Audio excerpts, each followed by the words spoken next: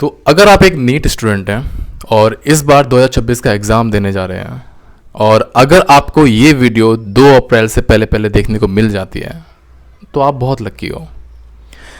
शायद भगवान आपको एक लास्ट चांस दे रहे हैं कि आपका जो सिलेक्शन है वो नीट के एग्ज़ाम में हो जाए और आपको एक गवर्नमेंट सीट मिल जाए, आपका एक अच्छा स्कोर आ जाए। तो इस वीडियो में मैं ऐसा 4 से 5 चीज़ों पे बात करने वाला हूँ जो कोई भी लास्ट टाइम पे फोकस नहीं करता है, और अगर आपने उन चीज़ों पर अच्छे से फोकस कर लिया, अच्छे से इम्प्लीमेंट कर लिया, तो आप 90% जो भीड़ है ना उससे बाहर निकल जाओगे। So hello everyone, this is me Nikhil Upadhyay and welcome to the AIIMS pioneer. तो जब भी ये वीडियो देख रहा है फिर देखेगा उन सभी को मेरा नमस्कार, राम राम, सत श्री अकाल, अस्सलाम वालेकुम, जिसमें भी आपको जैसे भी कंफर्टेबल फील होता है। और ये वीडियो जो है 2 अप्रैल से पहले आपके पास में आ रही है, इसका मतलब है कि आप बहुत कुछ अच्छा करने वाले हो नीट के एग्ज़ाम में। सबसे पहले जो चीज़ है वो ये है कि तुम्हारी कंडीशन इस टाइम पर ये हो रही है कि तुम्हारा सिलेबस कंप्लीट नहीं है। मोस्टली 80% स्टूडेंट्स का सिलेबस कंप्लीट नहीं होता है जब वो नीट के एग्ज़ाम में जाते हैं एग्ज़ाम देने। बाकी के जो 20% स्टूडेंट्स हैं उनका सिलेबस कंप्लीट है, लेकिन उनके मॉक टेस्ट में नंबर जो है वो अटके हुए हैं।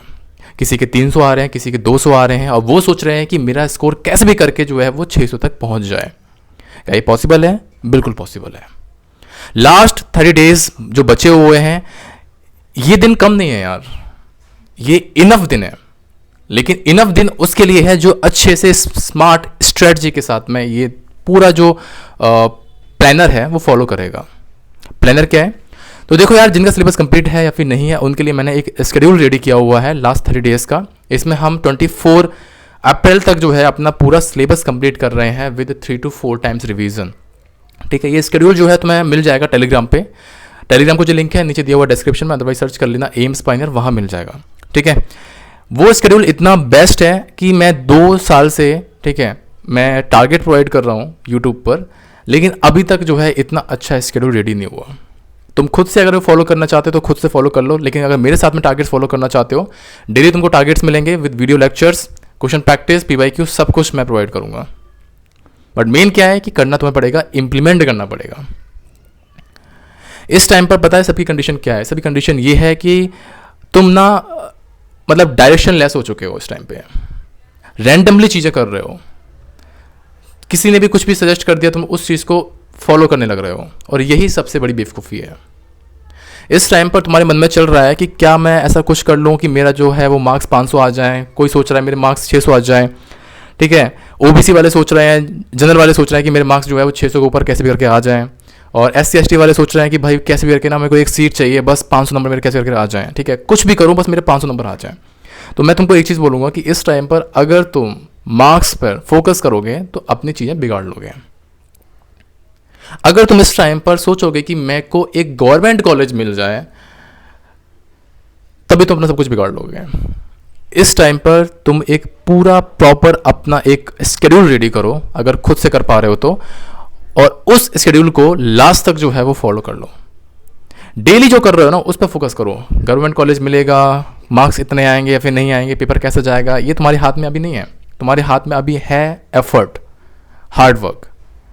अगर तुम स्मार्ट वर्क मेरे साथ में करना चाहते हो तो टेलीग्राम पे टारगेट ग्रुप आज बनने जा रहा है। मेन पता है क्या है? मेन भाई लोग अभी इस टाइम पर वही है, तुम समझ नहीं पा रहे हो। तुम है 90% भीड़ से ना अलग निकलना है इस टाइम पे, और अलग निकलने का सिर्फ 4 से 5 रीजंस हैं। तुम वहां से बहुत आगे जा सकते हो। सबसे जो पहली चीज़ है वो है कि रैंडमली चीज़ें मत करो। इस टाइम पर कोई भी वीडियो तुमने उठा लिया कि भैया वो करवा रहे हैं, ये करवा रहे हैं, वहां से फॉलो कर लेते हैं। ठीक है, रैंडमली चीज़ें कभी कंप्लीट नहीं कर पाओगे। और लास्ट टाइम पे चाहे वो कोई टॉपर क्यों नहीं हो, अगर तुम्हें एक अच्छा कॉलेज लेना ना इस टाइम पे, चाहे तुम 300 से 350 मार्क्स में इस टाइम पे गेन कर सकते हो। तुम सोचते हो कि मैं 200 पे हूँ, 600 पे नहीं पहुंच सकता, पहुंच सकते हो यार, लेकिन डायरेक्शन सही होनी चाहिए। तो रैंडमली चीज़ों को मत करो। एक प्रॉपर शेड्यूल अगर तुम खुद से रेडी कर सकते हो तो 30 दिन का एक शेड्यूल रेडी कर लो। ठीक है, जिसके बेसिस पे तुम्हें मतलब एक एक दिन तुम्हारा डिसाइड होना चाहिए कि तुम क्या करने वाले हो, और रात को सोने से पहले तुम्हारा ना सेटिस्फेक्शन होनी चाहिए कि हाँ यार, आज का दिन जो मैंने किया वो मैंने अपना 100% दिया हुआ है। और जो भी स्टूडेंट इस टाइम पर 12 घंटे नहीं पढ़ पा रहे हो तो सॉरी दोस्त, ठीक है, तुम नीट की ये रेस से ना बहुत पीछे हो गए हो, तुम्हारा सिलेक्शन नहीं होने वाला। अगर जो भी स्टूडेंट 4 से 5 घंटे पढ़ रहा है इस टाइम पर, 12 घंटे नहीं पढ़ पा रहा है कम से कम, भाई तुम्हारा कुछ नहीं हो सकता। तुम ऑलरेडी रेस से बाहर हो। क्योंकि अगर तुम इस टाइम पे 12 घंटे नहीं पढ़ पा रहे हो मतलब कि तुम्हारे अंदर मोटिवेशन है ही नहीं नीट का, तुम्हें नीट करनी नहीं है। ठीक है, तो सबसे पहला जो इंपॉर्टेंट चीज है जो तुम्हें टॉपर की लिस्ट में ले जाएगा, ठीक है, जो तुम्हें 90% भीड़ से आगे ले जाएगा, वो सबसे पहली चीज़ है कि रैंडमली चीज़ें खत्म करो यार। एक प्रॉपर स्केड्यूल रेडी करो लास्ट 30 डेज का, जो तुम्हें चीज़ें कंप्लीट करनी है, जैसे कंप्लीट करनी है डेली बेसिस पे। सेकंड जो इंपॉर्टेंट चीज़ है वो ये कि सिर्फ मॉक टेस्ट देने से काम नहीं चलेगा, मॉक टेस्ट देने से सिलेक्शंस नहीं होते हैं। मॉक टेस्ट देने के साथ साथ में उसका प्रॉपर एनालिसिस करो। लेकिन तुम लोग करते क्या हो, तुम लोग ये करते हो कि जब तुम मॉक टेस्ट देते हो, मॉक टेस्ट देने के बाद में कंप्लीट हो गया मॉक टेस्ट अलग पड़ा हुआ है और तुम अपना अलग दुनिया में घूम रहे हो। प्लीज मॉक टेस्ट अगर दे रहे हो तो उसकी प्रॉपर रेस्पेक्ट करना सीखो। Respect in the sense like mock test देने के बाद में उसका प्रॉपर एनालिसिस करो, चाहे तुम्हें 2 घंटे लग रहे हैं। मेरे अकॉर्डिंग मॉक टेस्ट में जिसको जितना ज़्यादा टाइम लग रहा है उतना बढ़िया है।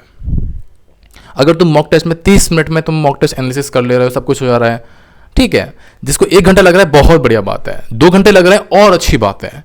प्रॉपर मॉक टेस्ट का एनालिसिस करो। मॉक टेस्ट का एनालिसिस सबसे ज़्यादा इंपॉर्टेंट होता है। अगर तुम मॉक टेस्ट दे रहे हो उससे भी ज़्यादा इंपॉर्टेंट है टेस्ट का एनालिसिस। थर्ड जो सबसे ज़्यादा इंपॉर्टेंट चीज़ है भाई लोग वो ये है कि तुमको एक चीज़ बोली जाती है नीट के स्टार्टिंग से कि मित्रों एनसीईआरटी की लाइन इंपॉर्टेंट है, लाइन टू लाइन एनसीईआरटी पढ़ो, सब कुछ इंपॉर्टेंट है। लेकिन मित्रों मैं बोलता हूँ एनसीईआरटी की लाइन इंपॉर्टेंट नहीं है, सभी लाइन इंपॉर्टेंट नहीं है। अगर तुम्हें मेरी बातों में विश्वास नहीं हो रहा है मित्रों, तो तुम एक काम करो, तुम PYQs उठा के देखो लास्ट 10 ईयर्स के, 15 ईयर्स के, 20 ईयर्स के भी देख लो, तुम्हें पता लग जाएगा PYQs कहाँ से आ रहे हैं। अभी विश्वास नहीं हो रहा है तो मैं तुमको एक टारगेट दे रहा हूँ, वो टारगेट सबको करना है और यहाँ पे कमेंट पे आके फिर से कमेंट करना है। मैं तुम्हें एक टारगेट दे रहा हूँ बायोलॉजी में, ब्रीथिंग एंड एक्शन चैप्टर है, उठा लो, ठीक है। लास्ट 15 साल के PYQs देखो, PYQs तुम्हें आइडिया लग जाएगा कि कहाँ से PYQs आ रहे हैं। 4 से 5 टॉपिक मिलेंगे मैक्सिमम जहाँ से क्वेश्चंस बन रहे हैं, बाकी की एनसीईआरटी लाइन फालतू है। एक बार तुम खुद से ट्राई करना। उसके बाद लास्ट जो 4th गलती है जो इस टाइम पर लोग करते हैं और जो टॉपर्स को टॉपर बनाता है ना, वो ये है कि revision is the key. Topper बनना है, सिलेक्शन लेना है, कुछ भी करना है, रिवीजन। मॉक टेस्ट में आई थिंक तुम लोगों को एक चीज बहुत ज्यादा फेस करने पड़ती है, वो ये क्या है कि भाई जब तुम कोई क्वेश्चन देखते हो तो क्वेश्चन देखने के बाद में क्या है, उसमें 4 ऑप्शन होते हैं। बहुत टाइम पे क्या होता है कि 2 ऑप्शंस में तुम अटक जाते हो। उसका मेन रीजन क्या है, रिवीजन। तो रिवीजन भाई लोग सबसे ज्यादा अल्टीमेट, मतलब बोलते हैं ना कि रामबाण है, वो रिवीजन है। टॉपर को टॉपर कौन बनाता है, रिवीजन है, ठीक है। और रिवीजन का एक रूल ध्यान रखना, वो है 147। अगर तुम आज जो चीज कर रहे हो, कंप्लीट कर रहे हो, मान लो कि आज तुमने पूरा ह्यूमन फिजियोलॉजी खत्म कर दी, ठीक है, तो वो ह्यूमन फिजियोलॉजी तुम्हारा 4th डे रिवाइज होना चाहिए, ठीक है।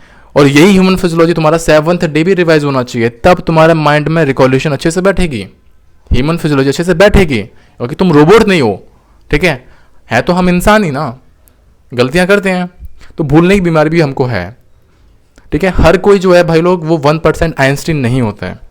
तो मैं चीज़ें रिकॉलेशन के लिए बार बार रिपीट करनी पड़ेंगी, रिवीजन करनी पड़ेगी, ठीक है। तो रिवीजन इज द मेन की। अगर तुम्हें 90% जो भीड़ है वहां से अलग निकलना है तो रिवीजन इज द मेन की। उसके बाद मैं अगर बात करूं, वो लास्ट चीज जो सबसे ज्यादा इंपॉर्टेंट है वो है बिलीव इन योर सेल्फ। खुद पे विश्वास रखो, नेगेटिव खुद को मत बोलो लास्ट टाइम पे, नेगेटिव चीज़ों से दूर रहो और प्लीज़ खुद को फ्री टाइम मत दो इस टाइम पे। तुम्हें लग रहा है कि फ्री टाइम हो रहा है तो उस टाइम पे पढ़ लो, कुछ भी चीज़ें खुद को बिजी रखो और अपनी हेल्थ पे फोकस करो। ये चीज़ें अगर तुमने फोकस कर ली ना लास्ट टाइम पे तो तुम बहुत आगे निकल जाओगे। इस टाइम पर एक और चीज़ मैं एक्स्ट्रा इसमें ऐड कर रहा हूँ। बहुत सारे लेक्चर्स होते हैं इस टाइम पे, ठीक है, मैं कोई गलत नहीं बोल रहा, बहुत सारे ऐसे लेक्चर्स हैं जो यूट्यूब पड़े हुए हैं, तो वो 7 से 8 घंटे के लेक्चर हैं एक चैप्टर के, तो वो इस टाइम पर करने का कोई सेंस नहीं है। जैसे मैं जो टारगेट प्रोवाइड करूंगा उसमें एक चैप्टर जो है वो 1 घंटे में मैं फिनिश करूंगा विद क्वेश्चन प्रैक्टिस, ठीक है। तो ऐसे कोई अगर तुमको लेक्चर मिल रहे हैं जो 2-2 घंटे में भी कंप्लीट हो रहे हैं तो वो करो, ना कि 7 से 8 घंटे में एक चैप्टर कंप्लीट हो रहा है। तुम ऐसे ना सिलेबस भी अपना कंप्लीट नहीं कर पाओगे, ठीक है। बायोलॉजी में तुम्हें एनसीईआरटी से बाहर नहीं जाना है। अगर तुम्हें कहीं भी ऐसे लेक्चर्स मिल रहे हैं जहां तुम्हारी पूरी एनसीईआरटी कवर हो रही है, बहुत बढ़िया बात है, ठीक है, उसको अच्छे से कवर कर लो। लेकिन फालतू का टाइम बाहर के लाइक तुम बोलते हो ना कि भाई भैया 2 से 3 क्वेश्चन अगर बाहर से आ गए एनसीईआरटी तो क्या होगा, नहीं आते हैं। 2025 का पेपर तुमने देख लिया ना, कितना अच्छा आया था, बहुत अच्छा आया था। तो वो 2025 के एग्जाम में भी एनसीईआरटी से बाहर एक क्वेश्चन नहीं गया था। तो तुम क्या सोचते हो 2026 में एग्जाम में एनसीईआरटी से बाहर पेपर बनेगा? नहीं बनेगा। ठीक है, तो फोकस करो खुद के ऊपर, लास्ट टाइम पर पैनिक मत हो। ठीक है, देखो एक चीज़ है, गलती तुमने करी हुई है। अगर तुम इस टाइम पर परेशान हो, गलती तुमने की हुई है। इस टाइम पर टॉपर भी परेशान होगा, लेकिन टॉपर पता है क्या चीज़ कर रहा होगा? टॉपर एक चीज़ कर रहा होगा कि वो खुद को टाइम नहीं दे रहा होगा। उसको पता है कि मैंने पूरी साल मेहनत करी है और मुझे फल मिलने का, चाहे कुछ भी हो। ठीक है, तो ध्यान रखो, इस टाइम पर जो चीज़ स्टार्ट कर रहे हो वो लास्ट तक कंप्लीट करनी चाहिए। ठीक है, ऐसा मत करना कि आज मैं ये करूँगा, कल मैं ये करूँगा और थर्ड डे मैं ये करूँगा, मेरा स्केड्यूल ये रहा, और तुमसे फर्स्ट डे ही तुम्हारा वो स्केड्यूल कंप्लीट नहीं हो पाया। टारगेट अगर देना है खुद को तो स्टार्टिंग से हल्के हल्के टारगेट्स दो। ऐसा मत करने लगना कि ह्यूमन फिजियोलॉजी मैंने फर्स्ट डे में कंप्लीट करूँगा, ठीक है, और पूरा फिजिकल केमिस्ट्री उड़ा दूंगा फर्स्ट डे में। ऐसा मत करना यार प्लीज़, ये बहुत बड़ी गलती है। ठीक है, तुम लोग कर रहे होंगे इस टाइम पे ना, मुझे पता है, मैं भी एक एस्पिरेंट रह चुका हूँ यार, तुम्हारी फीलिंग्स को मैं समझता हूँ दिल से। इस टाइम पता है तुम क्या कर रहे होंगे? तुम कर रहे होंगे मैं पूरी ऑर्गेनिक केमिस्ट्री उड़ा दूंगा आज, मैं आज पूरी इनऑर्गेनिक केमिस्ट्री उड़ा दूंगा, मैं आज ह्यूमन फिजियोलॉजी पूरी कंप्लीट कर दूंगा, ये कर दूंगा, वो कर दूंगा। तो प्लीज़ अगर खुद को टारगेट देने हैं तो एक जेन्युइन टारगेट दो। ठीक है, फालतू के टारगेट्स मत दो। ठीक है, चलो फिर मिलते हैं नेक्स्ट वीडियो में, तब तक के लिए बाय, टेक केयर, पढ़ते रहो, all the very best and thank you so much, love you all. परेशान मत होना। ठीक है, बाय।